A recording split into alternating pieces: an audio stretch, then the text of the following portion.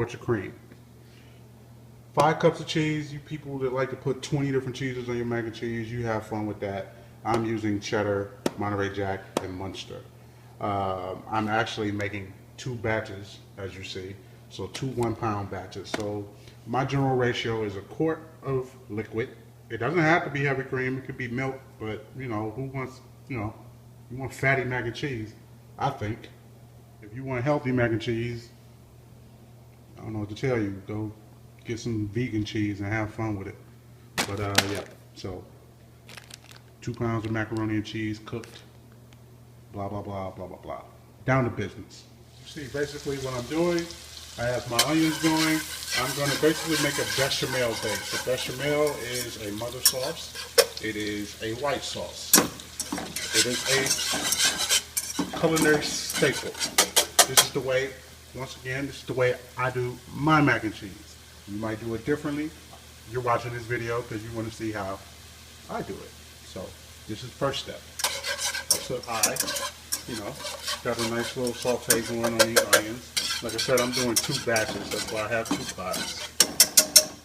But this is a 1-pound box ratio. All right. So I'm going to add about a tablespoon of flour. You technically do not need the flour. I just like to use it to just help my sauce along a little bit.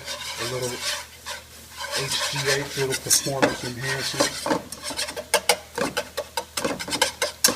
for my sauce. But this is how you make a bechamel anyway.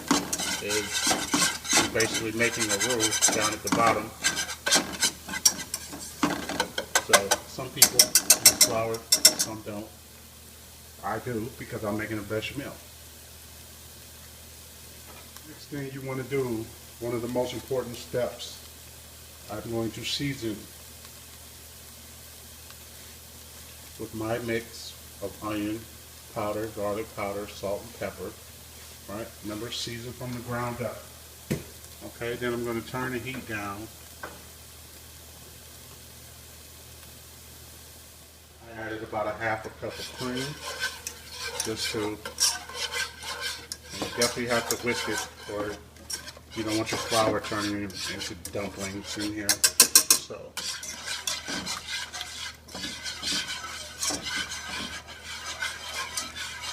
okay.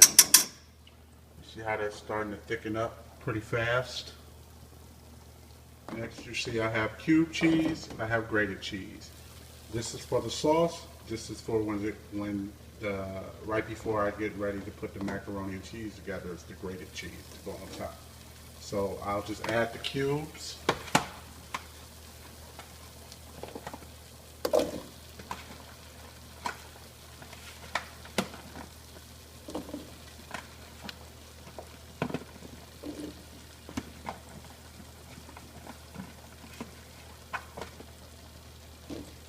My cubes to both pots, and what I'll do is just let these slowly melt. What we're basically doing, on top of making a bechamel, is almost like making a fondue. So we're going to melt this cheese, get this cheese going real good, and just add a little bit of cream at a time. Don't forget, each batch only is getting 1 quart of cream anyway.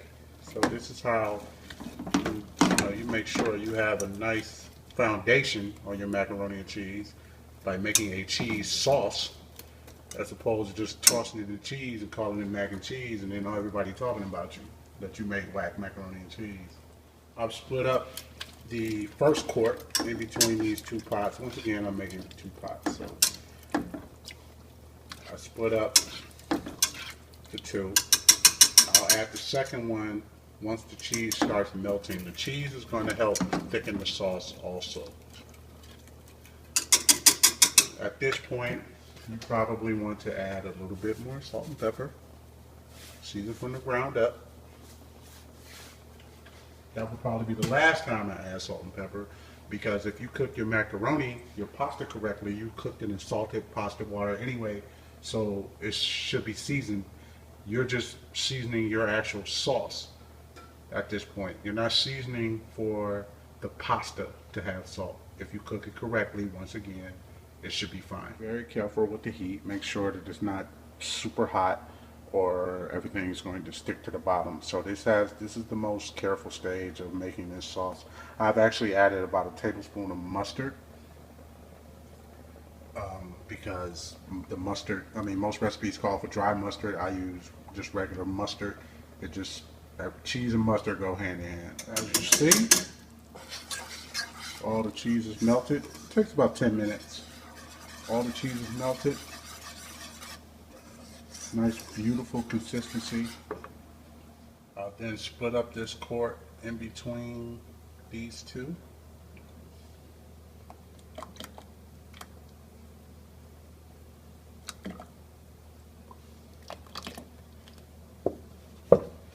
This is right about the consistency you want it. You see, it's a nice thick consistency.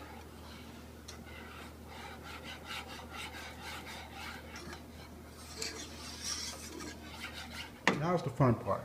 I just took probably a handful of the cheese that I grated. Now I'm going to take about half of the sauce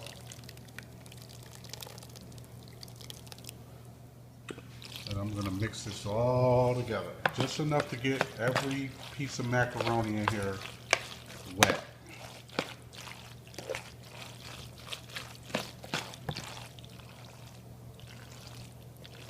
It's an interesting sound. That's the sound of holy matrimony between cheese and sauce. That's what that sound is.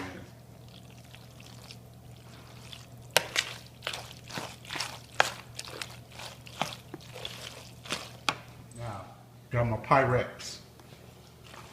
I'm gonna pour all this deliciousness in there.